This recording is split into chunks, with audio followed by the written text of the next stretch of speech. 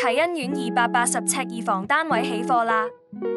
先睇下玄關位左右兩側用來做儲物同鞋櫃嘅西施置櫃，中空開放位仲可以擺小裝飾或者出入常用嘅物品。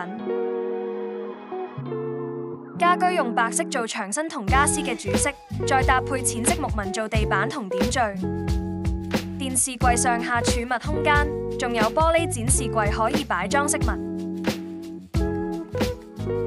廚房今次就換咗用摺疊式 PD 門，保留原有瓷磚，訂做咗一套白色配原木嘅櫥櫃連吊櫃，整個煮食空間都相當充足㗎。連接客廳嘅另一邊用長紅玻璃趟門間咗一間房，配咗一張4尺雙人床，再加床位位置嘅倒頂衣櫃。衣櫃左側仲做咗中空位，可以當床位細櫃使用。另一邊都用木板間咗一間獨立嘅細房，空間細少少，但都擺到一張單人床同書台連儲物櫃。近天花板位都有一排開放架，增加收納空間。